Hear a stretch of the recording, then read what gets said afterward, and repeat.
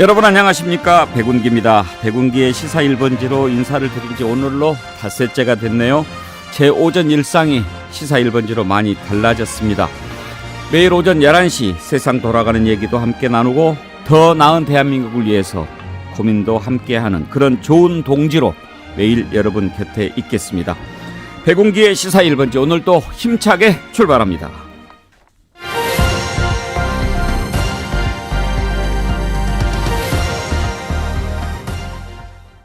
네, 오늘은 여러분들 가장 궁금해하는 내용부터 다뤄보겠습니다. 다음 대통령 과연 누가 될까 하는 것 아니겠습니까? 그리고 당장 다음 주 금요일 국민의힘 대선 후보 선출하는데 그 후보는 누가 될까 하는 것도 정말 궁금하지요.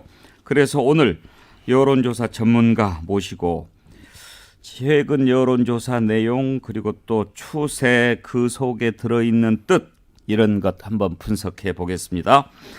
이은영 휴먼앤데이터 소장 모셨습니다. 어서 오십시오, 소장님. 네, 안녕하세요. 반갑습니다. 네, 불러주셔서 감사합니다. 휴먼앤데이터도 여론조사 기관이죠? 네네, 저도 여론조사를 하고 있는데요. 지금 이제 선거조사 리뷰를 많이 하다 보니까 이제 대선조사는 하지 않고 공공조사만 하고 있습니다. 대선조사는 안 하고 안 있어요. 하시고. 네. 그러면 오늘 얘기하시기가 더 편하시겠네요. 네, 아주 편합니다. 네.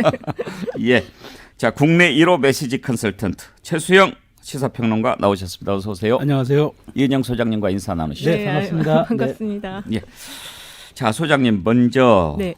지금 국민의힘 대선 후보 다음 주 금요일 네. 딱 일주일 남았잖아요. 네.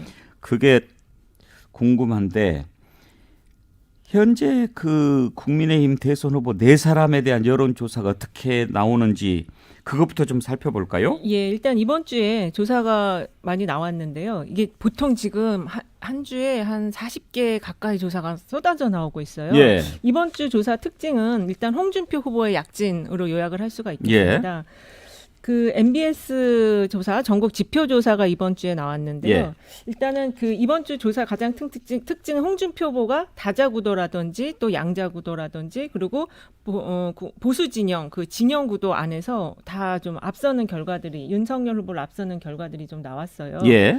특히 그 지금 전국 지표 조사에서 그 다자구도를 보면은 이재명 후보가 물론 앞서긴 하는데 홍준표 후보도 29%, 이재명 34, 홍준표 29, 심상정 7, 안철수 9 이런 순으로 나왔거든요. 예. 그리고 그 MBS 갤럽이 머니투데이 의뢰해서 한 그 조사도 보면은 홍준표 후보가 그 이재명 후보와의 그 가상 대결에서 윤석열 후보는 이재명 후보와 격차가 한 10%포인트 정도 났는데 홍준표 후보는 2.6%로 오차범위 이내에서 경합을 하는 걸로 지금 조사가 소장님 나왔습니다. 잠깐만요.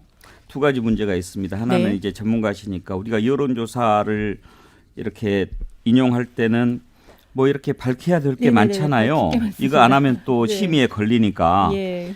그런데 또 이거 하다 보면 시간 다 가니까 네. 대표적인 것 하나 정도만 골라서 뭐 조사 방법이라든지 이런 거 좀 소개하는 걸로 하고 네.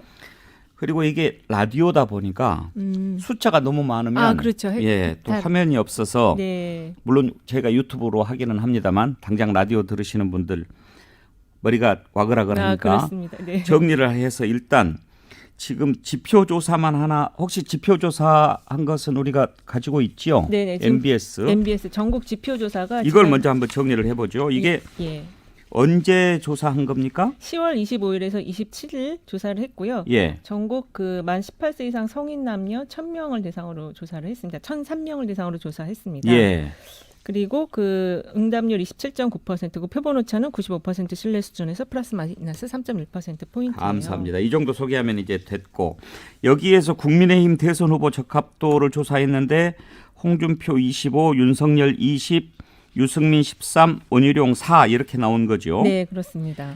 여론조사는 가장 중요한 게 추세 아니겠습니까? 네, 맞습니다. 혹시 MBS에서 이 앞에 조사한 내용도 있습니까? 예, 그 전주 조사를 보면은 윤석열 후보가 전주에 비해서 5%포인트가 하락을 했어요. 그리고 홍준표 후보는 3%포인트 상승을 했습니다. 예.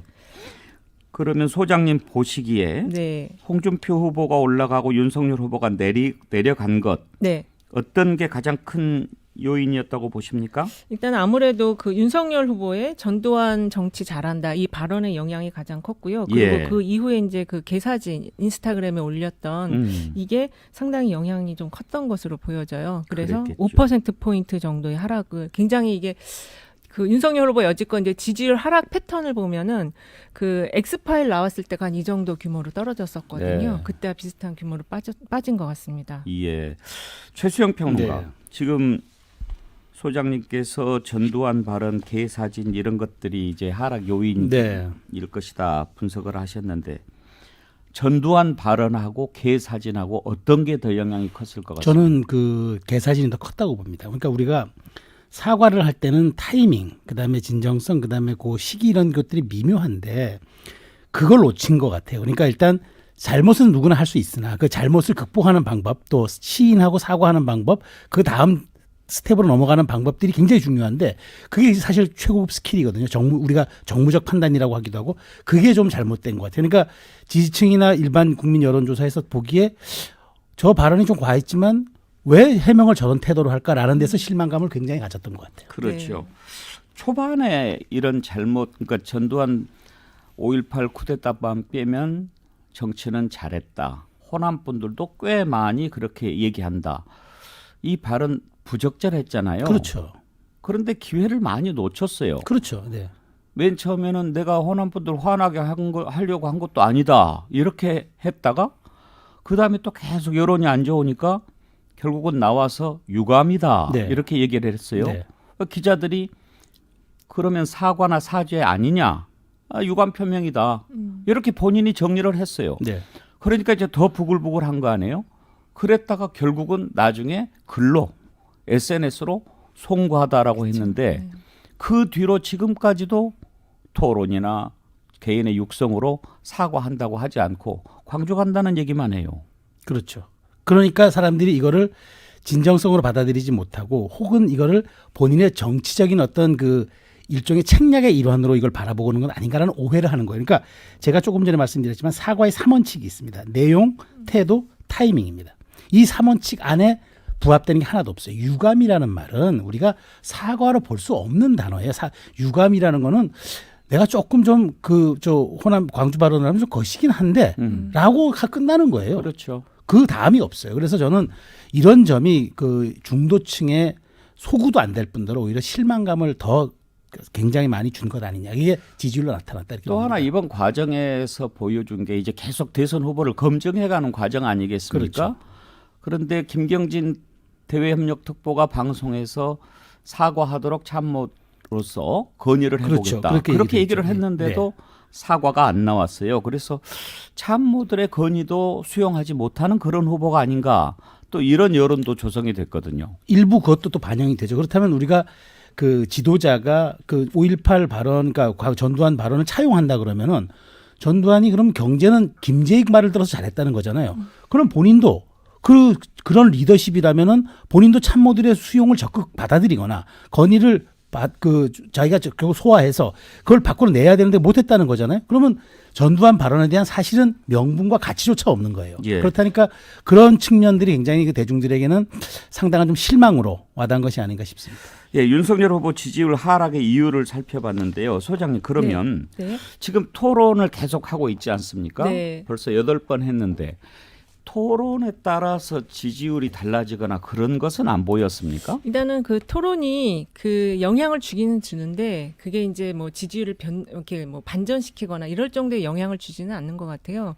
근데 그럼에도 불구하고 일단은 윤석열 후보가 워낙 이제 일일 1망원이라는 걸 했었기 때문에 토론은 못할 것이다 이렇게 전망을 했었는데 실제 들어가 보니까 시간이 갈수록 조금씩 나아진다라는 그런 평가가 좀 있었고요. 홍준표 후보 같은 경우는 이제 처음에 굉장히 잘할 걸로 생각을 했는데 전략을 좀 바꾼 건지 좀 굉장히 이게 공격을 좀 자제하는 듯한 그래서 탄산이 빠진 콜라 아니냐 이런 또 지적이 나왔었거든요. 예, 그래서 그 토론 효과가 그렇게 크지는 않았을 것 같습니다. 그렇군요. 네.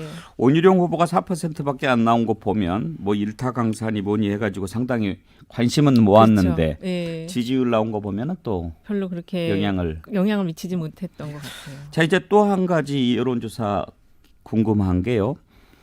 국민의힘 경선 선관위가 이제 어떻게 조사할 것인지 결정했지 않습니까? 네, 그렇습니다. 그걸 보면 이재명 후보와 1대1 맞대결로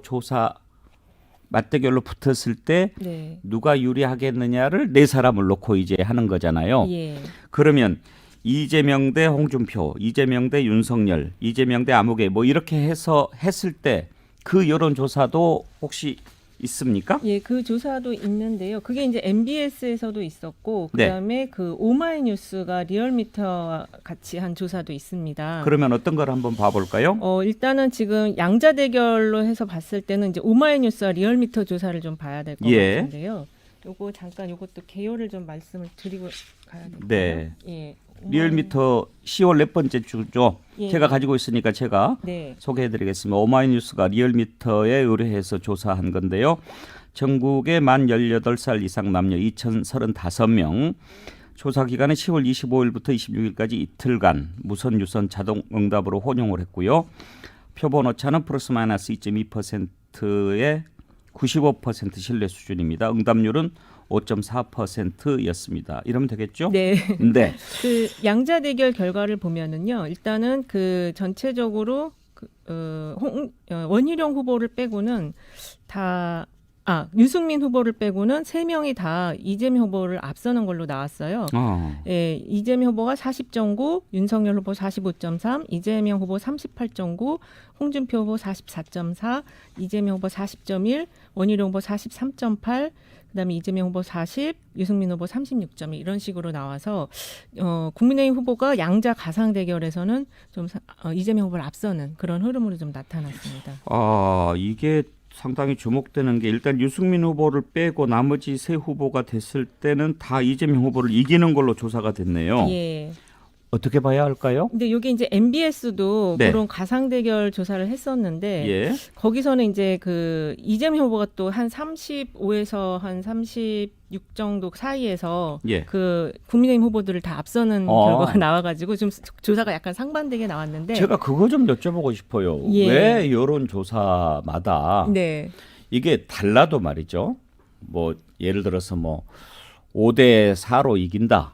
근데 뭐 5대 3으로 이긴다. 네. 이런 정도는 이해가 돼도 어떤 조사는 5대 3으로 이기고 네. 어떤 조사는 3대 5로 지고 네. 이렇게 다른 것은 왜 그래요? 가장 큰 차이는 이제 조사 방법론 차이예요. 그래서 ARS는 고관여층, 특히 그리고 이제 보수 성향의 응답층이 적극적으로 지금 응답을 하고 있거든요. 그래서 ARS 조사에서는 그 보수인 국민의힘 후보들이 좀 앞서는 결과들이 나오고 있고요. 그다음에 이제 전화 면접 조사에서는 자기 의향을 아직까지는 이제 전화 면접은 사람이 면접을 하는 거라서 자기 의향을 이렇게 적극적으로 좀 드러내질 않습니다. 그래서 이쪽에서는 좀 무당파층이 많아서 그 보수 응답층이 이쪽으로 좀 숨어 있는 게 아닌가. 그래서 이재명 후보가 앞서는 결과가 나오는 것으로 좀 보여집니다. 그렇군요. 자, 그러면 지금 이재명 후보가 지는 걸로 나오는 오마이뉴스 조사에서는 유승민 후보는 왜 이재명 후보를 못 이기는 것으로 나왔을까요? 이게 아무래도 그 유승민 후보가 그 배신자 프레임에서 많이 좀 벗어나 있긴 하지만 아직까지는 그게 좀 완전히 벗어난 느낌은 아니고요. 그리고 이번 그 대선이 사실 비호감 대선이거든요. 예. 지금 비호감 올림픽이라고 할 정도의 대선인데 그런 속에서는 좀 강한 이미지를 어필하는 게 중요한데 유승민 후보가 토론에서 많이 그걸 보여주긴 했지만 여전히 아직 그 다른 3명의 후보보다는 좀 약하다. 이렇게 예. 좀 보여져서 그런 것 같습니다. 그렇군요. 예. 제가 한 말씀 드려야 될까요? 네. 저는 이 데이터가 윤석열 후보한테 굉장히 안 좋아요. 왜냐하면은 누구나 나가서 이길 수 있는 거라면은 윤석열 후보가 굳이 아니어도 되거든요. 아하. 그렇다면 저는 이 조사도 상당 부분 다음 주 여론조사에 좀 반영이 될 것 같아요. 그러니까 사실 윤석열 후보의 강점은 그거잖아요. 나밖에 없었다, 대안이. 그래서 내가 영입된 거다. 나는 내가 유일한 정권 교체를 이룰 대안이라고 생각했는데 U2가 아니라 U3, U4까지 나온다면은 그렇겠군요. 그거는 의미가 없죠. 그렇다면은 그 다음에는 국힘 지지층이나 일반 여론조사에서는 조금 더 나은 후보가 누가 있을까를 고민할 수 있는 여지를 줄 수 있기 때문에 이 점은 저는 윤석열 후보에게도 별로 좋지 않은 신호라고 저는 생각합니다. 아주 좋은 지적입니다. 그러면 지금 국민의힘에서 이런 형식으로 조사를 할 텐데요. 네. 혹시 한 군데에다만 맡깁니까? 아니면 여러 군데다가 맡겨서 이렇게 평균을 냅니까? 일단은 이제 최종 확정된 게 그 양자 가상 대결 형태가 아니고 사지선다형. 예. 그러니까 4명 중에서 누가 더 경쟁력이 있냐. 민주당 이재명 후보와 본선에서 겨뤘을 때 누가 더 경쟁력이 있냐. 이런 문항이 될 것 같아요. 그리고 조사 기간은 보통 정확히는 그게 아니고요. 네네. 이제 윤석열 후보가 1대1로 정했고 요구를 했고 네네. 이제 홍준표, 유승민 후보는 사지선다형을 그렇죠. 요구했으니까 그걸 합쳐가지고 그죠 합쳐서. 문항은 네네. 이재명 대 윤석열, 네네. 이재명 대 홍준표, 예, 예. 이재명 대 유승민, 이재명 대 원희룡 이렇게 붙었을 때 누가 제일 경쟁력이. 유리하겠습니까? 라고 예, 문항을 예. 정했대요. 근데 이제 그게 좀 보통 그렇게 국민의힘의 경선을 통한 후보를 확정하는데 이재명이란 이름이 4번이 나오잖아요. 그래서 그걸 지적들을 그 많이 문제가 하더라고요. 여지껏 그런 식의 저도 경선 조사 해보기도 했지만 그렇게 잘 하지 한 번도 그런 적이 없었대요. 없어요. 그래서 다른 후보들 입이 많이 나와 있어요. 그렇습니다. 그래서 최종 그 설문 문항이 아직 좀 이렇게 공개되지는 않았는데 그렇게 할 거라는 기사는 좀 나왔거든요. 그래서 예. 그렇게 진짜 할지는 조금 좀 봐야 될 것 같긴 한데. 예. 예. 그리고 이제 보통 이게 2개 기간 정도가 해서 그걸 합산하는 방식으로 진행을 합니다. 예. 그렇게 해서 이제 합산을 해서 5대5. 그러니까 그 국민 당원 그 결과와 당원 투표 결과와 그다음에 이 조사 결과를 5대5로 해서 같이 합산해서 이제 최종 결과가 나오는 거죠. 예. 또 한 가지 정말 궁금한 게 있는데 광고 들을 시간이 돼서 광고 좀 듣고 저희가 그거 여쭤보고 네. 또 이제 대선 후보 여론조사 한번 살펴보도록 하지요. 네. 네, 백운기의 시사 1번지 함께하고 계십니다. 네, 여러분 어디 안 가셨죠? 백운기의 시사 1번지 이어가겠습니다. 이은영 휴먼앤데이터 소장, 최수영 메시지 컨설턴트 모시고 여러분 가장 궁금해하시는 대선 관련 여론조사 살펴보고 있습니다. 소장님 앞부분에 이제 국민의힘 후보 네. 조사하는 것 얘기를 해봤는데 제가 정말 궁금한 게 여론조사에서 가장 중요한 것 가운데 하나가 오차범위 아닙니까? 네. 그러면은 우리가 배웠을 때 오차범위라고 하는 것은 그 안에서 얼마든지 바뀔 수가 있다는 것이고 그게 이제 국민들의 선택으로 최종 표로 나왔을 때 한 표, 2표 나오는 것은 그건 정말 귀한 선택이니까 그렇죠. 받아들여야 되지만 이게 엄연히 학문적으로 오차범위 안에 들어있다고 하는 것은 그것을 허용하자라고 하는 건데 그렇죠. 지난번에 안철수 후보랑 오세훈 후보 서울시장 뽑을 때 제가 그거 궁금해서 물어봤어요. 답이 어쩔 수 없다예요. 그거 좀 문제 있는 거 아닙니까?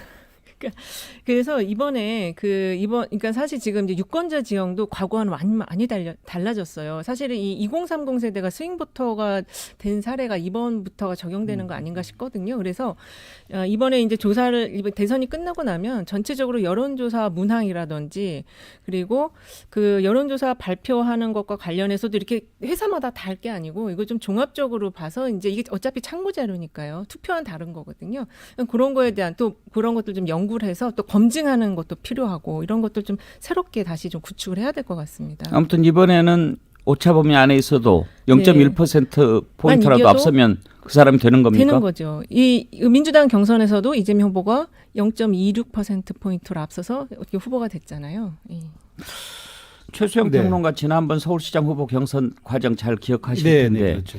그때 최종적으로 오세훈 후보가 이겼다라고 했을 때 여론조사 그 내용은 공표는 했습니까? 공표 안 했죠. 안 했는데 아. 둘 다 오차범위 이내였던 걸로 압니다. 그러니까 합산을 해도 오차범위 이내였었어요. 그래서 사실은 이제 그게 그렇다면은 맞느냐, 이게 온당하냐라는 이제 문제제기가 있었지만 이미 그런 것조차 사전에 합의했기 때문에 단 0.1이라도 앞서도 이기는 걸로 한다라고 사전에 합의가 되니까 이제 신사협정이 있었기 때문에 가능했던 거지. 그렇게 사실은 그때는 뭐 단일화를 전제 조건으로 한 거니까 상관없는데 이렇게 진짜 올와 나싱의 게임에서는 사실 정말 승복하기가 어려울 수 있는 상황이 올 수도 그러니까요. 있습니다. 네. 그 후보들 개인들한테는 알려줬습니까? 그 핵심 관계자들은 알았죠. 아니 안다는 것하고 알려준 거하고는 다르잖아요. 공개적으로 선관위가 후보한테는 알려줍니까? 아닙니다. 그러니까 그때 양쪽 발표한 사무총장들하고 그 깐 실무자들, 어. 입회한 사람들만 알았으니까 그 사람들을 통해서 후보에게 보고가 된 거죠. 그래서 이 룰 협상이 굉장히 중요하거든요. 예. 근데 이제 이 국민의힘 같은 경우 이런 식의 경선을 적용한 게 이번이 처음인 것 같아요. 그래서 이게 이제 그 민주당은 이런 노하우가 많은데 이게 이쪽이 문제였던 게 룰 협상이 경선 들어간 다음에 진행이 돼가지고 더 지금 그걸 좀 충분하게 논의 못한 상태에서 지금 진행이 되고 있는 것 같습니다. 그렇군요. 예. 자, 그러면 이제 국민의힘 후보 일주일 남았는데 이런 질문 해도 되나 모르겠는데 혹시 소장님 보시기에 누가 될 것 같아요? 근데 지금 당심 이제 그 이준석 당대표 때 보면은 당심이 민심을 따라갔는데 지금 당심과 민심이 혼조세예요. 예. 여론조사상으로 봐도 그래서 저도 굉장히 전망하기가 어려운데 일단은 지금 그 국민의힘 지지층에서 홍준표 후보가 윤석열 후보를 이긴 적이 없어요. 아직까지 한 번도. 네. 그래서 그거를 봤을 때 그리고 이 당원 구성이 이제 신규 당원들이 많이 들어왔다고 하지만 그래도 여전히 그 기존 당원 포션이 굉장히 높거든요. 그래서 이런 상황이면 윤석열 후보가 조금 더 유리한 건 아닌가 이렇게 보고 있습니다. 우리가 이제 다음 주 11시에 만날 텐데 국민의힘이 다음 주 몇 시쯤 발표하나요? 보통 오후가 되지 오후에? 것 같은데요. 예. 아, 그때까지도 궁금해하고 네, 있겠군요. 보통 한 5, 6시 정도 하는 것 같은데. 이런 경우에는 뭐 그 전까지 여론조사 계속 할 수는 있는 거죠. 네, 네, 그렇습니다. 공식적인 뭐 선관위의 네. 그런 투표 기간이 아니니까. 그게 본선이 아니니까요. 알겠습니다. 그러면 이제 대선 구도 한번 살펴보려고 합니다만 이재명 후보 혹시 대선 후보 선출되기 이전과 이후를 알 수 있는 그런 조사가 있습니까? 일단 그 조사들이 있긴 있는데 일단은 지금 오늘 나온 걸로만 살펴볼 때는 이 이재명 후보가 그래도 30% 중반대를 지금 이제 돌파하고 있다. 예. 그렇지만 역대 그 대선에서 그 승리한 후보의 평균 지지율이 한 45%는 넘었거든요. 그래서 아직은 10% 포인트 정도의 그 갭이 있다. 이렇게 좀 말씀드릴 수 있을 것 같고 예. 그래도 국감 기간을 거치면서 상당 부분 조금 선방을 했던 것 같아요. 이 대장동 이슈와 관련해서는 여전히 아직도 절반은 그 좀 의문을 갖고 있지만 그래도 많이 선방을 했고 그리고 이제 원팀이 이제 만들어졌거든요. 그래서 이게 이제 앞으로 여러 가지 이제 그 선대위 구성과 함께 좀 긍정적인 효과를 미칠 수 있다. 그러면 40%를 목표로 지금 계속 갈 것이다. 이렇게 좀 보여집니다. 원팀 구성하고 선대위 출범하면 좀 더 네, 올라갈 수 있을 그렇습니다. 것이다. 예. 혹시 뭐 지금 아까 조사 보니까 국민의힘 후보 세 사람이 이재명 후보를 이기는 걸로 조사가 됐는데 예. 이재명 후보가 이기는 조사도 있다면서요? 그게 이제 MBS 조사가 그렇게 나왔거든요. 예. 가자구도에서 이게 지금 전화 면접 조사예요. 예. 그쪽에서는 지금 이재명 후보가 한 34에서 35 정도로 다 나왔고요. 4명 다 같이 이제 예. 붙여봤을 때 그리고 국민의힘 후보는 한 29에서 뭐 21에서 뭐 15 유승민 후보가 15 나왔고 15에서 한 29까지 이렇게 좀 분포가 돼 있어서 아직은 좀 넘어서지 못하고 있다 이렇게 말씀드릴 수 있겠습니다. 원팀 효과 언제쯤이나 대체로 반영이 될까요? 일단 선대위가 그 11월 2일 날 이제 발표가 된다고 하니까요. 이제 그 이후부터 지금 나오지 않을까. 그리고 이제 지금 이 대장동 국면을 넘어가기 위해서 이제 어저께 같은 경우 주 4일제라든지 이런 이제 정책 아젠다들을 좀 올리기 시작했거든요. 예. 근데 그게 좀 이제 좀 어느 정도 확정이 되고 그리고 외부에서 좀 영입 인사들도 좀 이렇게 언론에 보도되면은 그때부터 좀 올라가지 않을까 싶습니다. 최수영 컨설턴트 원팀 하는데 네. 지지율과 상당히 관련이 있다고 봐야죠. 저는 그 원팀인 그러니까 확장된 원팀, 더 용광로 같은 원팀은 이재명 지사가 지지율을 좀 더 끌어올려야 돼요. 그러면은 이른바 밴드웨건 효과가 좀 있을 것 같은데 예. 지금 이재명 후보가 여러 가지 데이터가 나오긴 하지만 이기고 지는 것도 나오는데 중요한 거는 서울에서 지금 맞습니다. 국힘 후보들한테 네. 밀리고 있다는 게 굉장히 네. 뼈아픈 거거든요. 네, 맞아요. 민주당이 전통적 승리를 하는 데 있어서 서울에서 지고 승리한 전체 선거에서 승리한 적이 거의 없어요. 그렇다면은 이재명 후보는 이걸 어떻게 받아들이고 추동해내느냐가 사실은 원팀 물리적 원팀보다도 저는 더 중요한 과제라고 생각합니다. 끝으로 한 가지만 더 이제 1분 정도밖에 안 남았으니까요. 문재인 대통령 지지율이 여전히 높지 않습니까? 네, 지금 뭐 높습니다. 밝히면 이제 시간이 안 돼서 네. 높다고 치고 아주 유례 없이 문재인 대통령 지지율 높은 게 이재명 후보한테 도움이 될까요? 당연히 도움이 되고요. 그 국정운영 긍정평가층이 이재명 후보 지지하는 게 한 60% 후반대 정도까지 되더라고요. 아직 조금 더 이제 결집 효과가 필요하겠지만 그래도 상당히 지금 높은 수준으로 지금 지지를 연결시키고 있다 이렇게 볼 수 있을 것 같아요. 문재인 대통령 지지율이 끝까지 이렇게 갈까요? 왜냐하면 이제 코로나가 아직 끝나질 않은 상황이기 때문에 굉장히 이제 그 지도자에게 힘을 몰아주려는 그게 이런 이 지지 안에 좀 담겨 있습니다. 국내 상황에서는 그렇습니다. 되게 그렇게 높게 나온다고 하죠. 그렇죠. 알겠습니다. 오늘 대선 앞둔 여론조사 살펴봤습니다. 이은영 휴먼앤데이터 소장 모셨습니다. 감사합니다. 다음 주에 또 뵙겠습니다. 네, 감사합니다. 네, 백운기의 시사 1분지 함께하고 계십니다.